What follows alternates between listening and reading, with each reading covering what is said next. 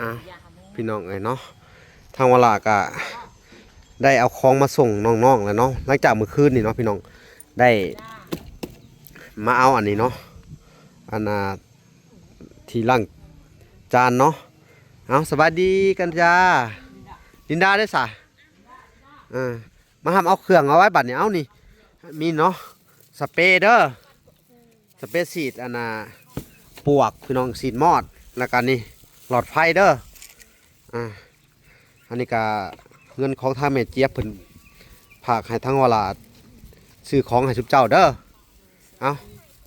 อันเก็บไว้ก่อนแต่ว่าสร้างเพิ่นมาบ่มื้อนี้สร้างมาพอดีเลยให้เพิ่นเฮ็ดให้เนาะให้เพิ่นต่อหลอดไฟให้เนาะเอาเปิดอันไหนเปิดเนาะแทนเบิ่งก่อนบาดนี้ยวดมันคือหยังมันคือหยังเบิ่งดูรุ่นเบิ่งอ๋อยังเบิ่งฮะโอ้ของแถมแมงเม่าฮะเห็นป่ะนี่พี่น้องโอเคเนาะนี่อันนี้ของแถมด้วยแมงเม่าแกเบิ่งเอาไปลอกใส่ดูอ่างที่เขาเห็ดไว้อ่ะเด้กระสั่งเอาไปย่อไปเอาแมงเม่าแถมให้น้องคนมากินงามบอลินดาเอาดิมันแมงเม่ามีให้พี่น้องเลยเอาอันนี้อันนั้นมันเด้อไปเอาไปติดตั้งเลย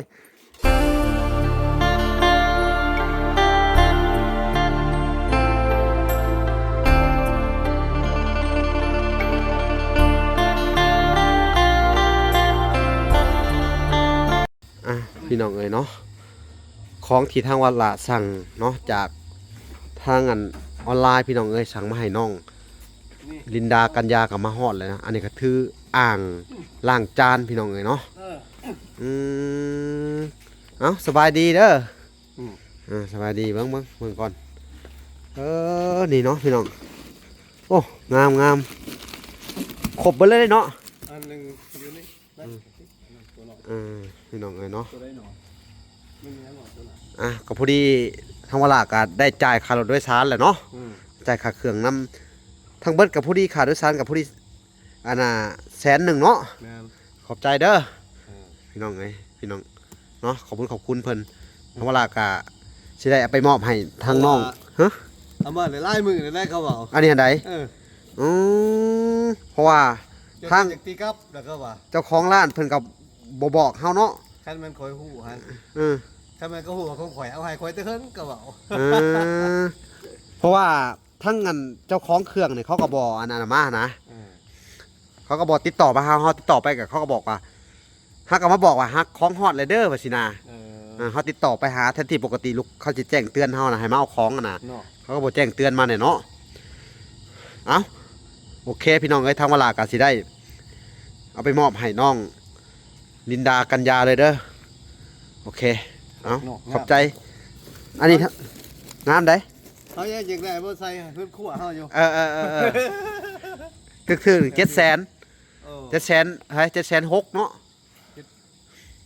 769ป่ะ769โอเคพี่น้องเนาะ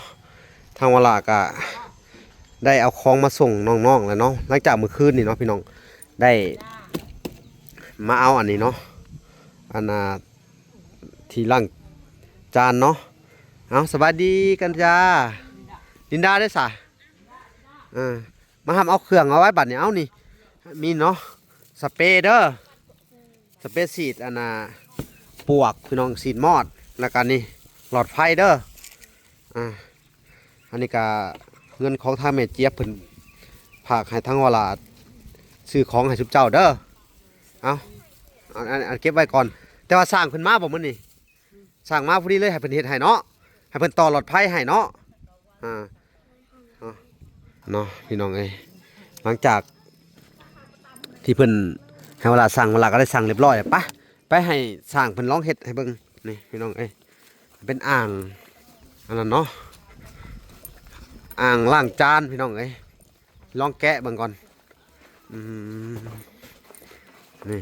พี่น้องนี่ โอ้พี่น้องเอ้ยสิมาลองมึงก่อนมาแกะมึงดูลินดาเอามีดมาดูมีดมาโอ้ยผู้ที่ทางวลานัดสร้างไว้ให้สร้างเพิ่นมาเฮ็ดให้เลยสร้างมาสบายดีสบายดีงามเนาะอันนี้เฮ็ดให้น้องๆแล้วก็ต่อหลอดไฟให้เพิ่นนี่เด้อเป็นอ่างแล้วติดตั้งเบิ่งดูดีใจเนาะงามบ่งามบ่นี่แหละแกะเบิ่งเวลาก็บ่ได้แกะเนาะนี่อยากเบิ่งน้ำกันนี่แหละมันสิงามส่ำใดกล้าเบิ่งไปวันนี้หลอดไฟไปอันน่ะไปนะให้เด้อดูเทิงเอาไปติดตั้งให้น้องเพิ่นแน่หลอดไฟก็ซื้อให้เรียบร้อยเพิ่นแหละแกเบิ่งโอ้ยังบ่ได้อันน่ะเคยเห็นได้นี่บ่เคยเห็นป้าทุกเกือบแทงกันนอนอยู่สิมีดมันสวนรุนแรงขนาดพี่น้องไอ้ลินดาเพิ่นเกือบแทงเข่าอ๋อคือสิงามเลยเบิ่งทรงเนาะใช่บ่เป็นจ้ะลินดาบ่เคยเห็นบ่ฮะงานอยู่บ่บ่เคยเห็นเปิดเอาบ่เคยเห็นก็เปิดดูอ่างล้างจานแล้วมาล้างอยู่นี่เด้อเวลาอันนั้นล่ะก็เอามาล้างอยู่นี่เด้อบ่ให้แช่ได้เด้อล้างใส่นี่เด้อนี่เป็นอ่างซิ่งจุดเจือได้นี่เอาเปิดอันไหนเปิดเนาะแทนเบิ่งก่อนบาดนี้ยวดมันคือหยังมันคือหยังเบิ่งดูรุ่นเบิ่งอ๋อยังเบิ่งยังฮะโอ้ของแถมแมงเม่าฮะเห็นป่ะงามเลยนี่พี่น้องงามเลยโอเคเนาะนี่อันนี้ของแถมด้วยแมงเม่าแกเบิ่งเอาไปลอกใส่ดูอ่างที่เขาเห็ดไว้อ่ะดิกระสังเอาไปย่อไปเอาแมงเม่าแถมให้น้องคนมากินงามบ่ลินดาเอาดิมันแมงเม่ามีให้พี่น้องไงอันนี้อันนั้นมันเด้อไปเอาไปติดตั้งเลยพี่น้องไงงามอะไรหล่อคนนี้เลยป่ะเป๊ะเวอร์ตำไอลาสั่งเลยเป๊ะลื่นนิดหนึ่งเนาะผมเป็นยังเดี๋ยวเอาไม้ห้องเอาหนึ่งได้สั่งเด้อแล้วก็เอาใส่ลงเลยคุณเนาะเอานี่แกะใส่อันนั้นก็ได้เพิ่งมันมีน็อตมันอยู่บอกมันมีน็อตมันเลยก็จับเลยถ้าผมมีแล้วก็โคมใส่ไม้อะสิแหละนี่จับข้างหนึ่งแล้วก็อุ้ยมันลื่นนิดหนึ่งเนาะได้อะไรก็อันนั้นให้แป้งใหม่ให้ได้สั่งเด้อตอนนี้ตอกไม้แป้งใหม่ให้ไหมคือว่าเฮาวัดตัวนี้บ่ถือบ่ซะนี่ได้ไอลาว40มันบอกหัวมันบอกมาแน่นอันนะฮะ48 เซน48 เซนติเมตรโอ้ยังห่างอยู่เนาะเอาแป้งเอาหนึ่งก็ได้แต่โต๊ะงามอยู่ได้เรื่องอยู่ประกอบดูฮะโอ้ตัวนี้ฮะเขาต่อใส่น้ำประปาได้เนี่ยเขาบัดผมมีน้ำประปาเก็บไว้เด้อเอาเก็บไว้เอาหรือว่าสิต่อใส่หันบ่ซะติดตั้งได้บ่ให้สร้างคนติดตั้งให้ยัง5 เซนเนาะยังเหลือ5 เซนกระยาประกอบก่อนจะจังเฮ็ดนี่เอาไม้นี่มาเนี่ยบืนสำเร็จเด้อบืนเนาะมันอยากบุ่มพอรถเขาเอาหน้ามาเนาะผมเป็นยังดอกสำไม่หนึ่งเด้ก็คือเก่ามันเลยนี่มันเป็นอะไรเล็กซิงเขาเอาดีใจอย่าเดี๋ยวบืนสำเร็จเนาะเอาติดตั้งมึงดูฮะบืนกะไปเลยเดี๋ยวบืนติดตั้งอะไรนี่เอาตัวนี้นี่ใส่ก้อนนี่แค่ตัวนี้ปิดเด้อปิดน้ำไว้นี่สิแล้ววะต้องหมุนสอดหมุนออกก้อนนี่ล้างในข้างลุ่มดิงั้นบ่เบิ่งมันเข้าจังได๋นี่เข้าใจอยู่บ่นี่บ่มันต้องถอดตัวนี้ออกแล้วนี่แล้วถอดก้อนนี่ถอดดูถอด ถอดก่อนนี่บ่ได้หมุน บ่เอาสิบ่ หมุนเบิ่ง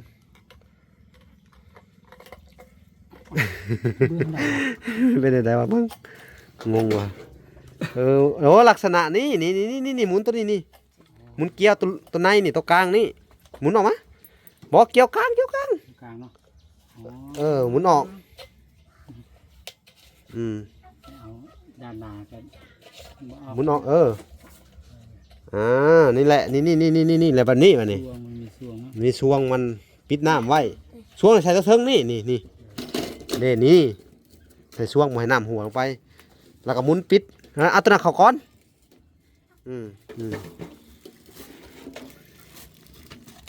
อันนี้เปิดนี่มันนี่นี่เนาะนี่มันมีขบมาเลยนี่พี่น้องเลยแล้วก็ปิดเนาะนี่ปิดน้ำไว้นี่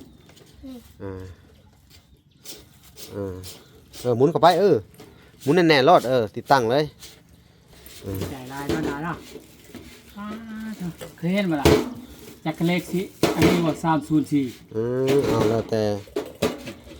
โอ้ดีใจอายลานะเดี๋ยวแล้วตะแรงให้ก่อนยังน้ำอยู่น้ำสร้าง เอาเฮ็ดให้เบิดเลยนี่ประกอบเข้าไป โอ้แมงเมา ของแถมได้เอาไว้ให้กันยากินแมงเม่าแซ่บมาเมื่อคืนแมงเม่าออกร้านได้เนาะบ่ได้อันน่ะกินบ่ซะบ่ได้โต่งเอาบ่หลอดไฟหาติดตั้งให้เด้อสั่งเด้อแล้วก็อันน่ะเฮาซื้อให้แล้วเด้ออันน่ะสเปรย์เด้อไล่ฉีดในหูมันเด้อฉีดเข้าไปตำหูฉีดพวดเข้าไปแล้วเด้อได้กับบ่คักแมลงกับบ่อื่นบืนเอาให้สร้างเพิ่นติดตั้งเลยพี่น้องเอ้ยงามอยู่พี่น้องเอ้ยนี่ตามราคาธรรมดาเนาะมันเป็นเหล็กซิงค์ว่ะเขาว่านี่อะไรกันสนอกสนิมมันบอกเขาสนิมได้เหล็กตัวนี้เขาบอกหรือว่าเขาโฆษณาอยากขายบอกเขากับบูฮู้เนาะเพราะว่ามันเป็นของมาจากจีนราคา600,000ค่าส่งอีก99ราคา699,000แล้วบัดนี้ค่าส่งอันน่ะค่าส่งนี่69,000บวกค่าโดยสารเข้าไปอีกเนาะแล้วก็ซื้อสเปรย์อันน่ะฉีดอันน่ะมาให้เจ้าเด้อแล้วก็หลอดไฟเด้อกับผู้ดีเบิดเลยเด้อเงินหาเนาะพี่น้องนี่เวลาเขาล้างถ้วยก็เอาน้ำใส่เด้อตัวปิดน้ำด้วยนี่เวลาเปิดน้ำออกมันก็สิโอ้ลงไปแล้วเนาะล็อกเทน้ำใส่ดูฮะมันก็บ่ได้ไปได้น้ำล้างแค่นี้เลยเด้อล็อกเทใส่ดูฮะลินดานี่ตักน้ำใส่ดูตักใส่เต็มก็บ่ได้หัวเลยหัวบ่เลยสิใส่ไหนกระเทียมมันบ่หัวฮะกันเด้มันกันเทใส่โลดแล้วก็เจ้าก็ล้างเอาถ้วยมาล้างเลยบัดนี้มาทดลองมาโลดนี่หักต่อซ้ายมานอกพี่เด้อนอกสวนพี่ให้สั่งบ่หัวให้เป็นลายเพิ่นทางนอกเลยคักบ่บัดนี้คักนะดีใจเนาะขยะบ่เคยเป็นได้ผมอยากตัดจะบอกผมอ่ะบ่ให้ตัดบ่เฮาบ่ตัดอันมีแต่สไลด์เอาสักใจบ่ไปสไลด์ให้มันงามๆอ่ะนะว่าสิไปเตะหัวโหลน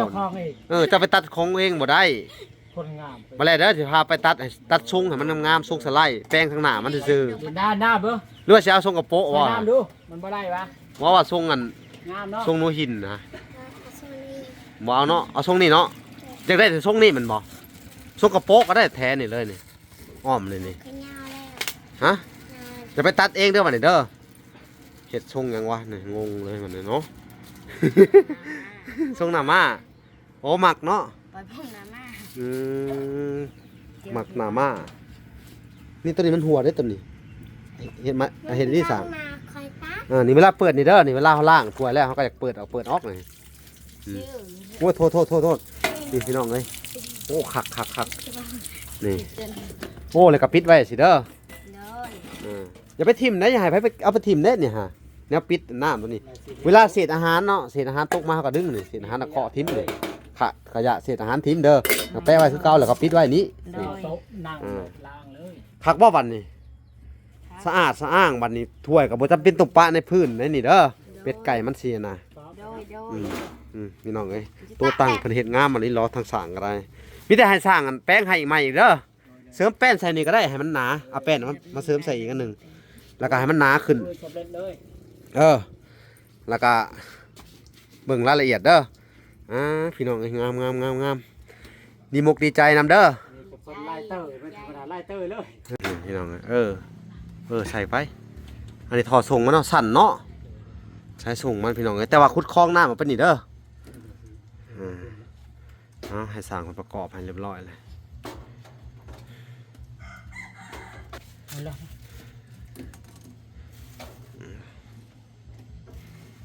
บวิดอันนั้นมันสิขาด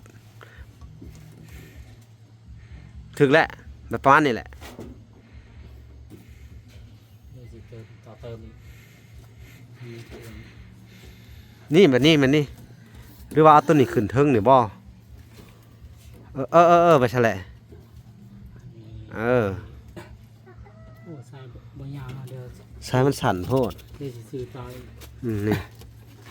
ทำมันไล่ทุกปีเลยล่ะ ให้มันส่งมาพี่เนี่ยเดี๋ยวซื้อใส่ นี่สายใหญ่มันนี่ซื้อมาสายใหญ่นี่นะ เดี๋ยวแล้วก็สิลากไปปีแล้ว ลากมันออกนอกกว่าคุณเลย เข้าใน ให้มันเข่าบอลเขาปลูกพักเลยเด้อ เดี๋ยว เอาโอเคแล้วบัดนี่เนาะถ้าใครสร้างต้นนี้อันนี้เด้อติดตั้งต้นนี้เด้อนี่ต้นนี้ซบใส่นี่ นี่แหละ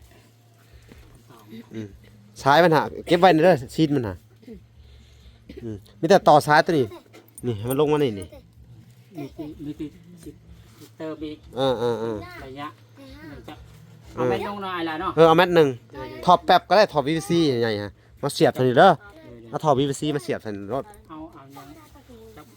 ก็ทรายกับ เม็ดนึงหน่อยล่ะเนาะ เให้มันเลยเข้าไปได้ก็ได้ถอดแป๊บฮะ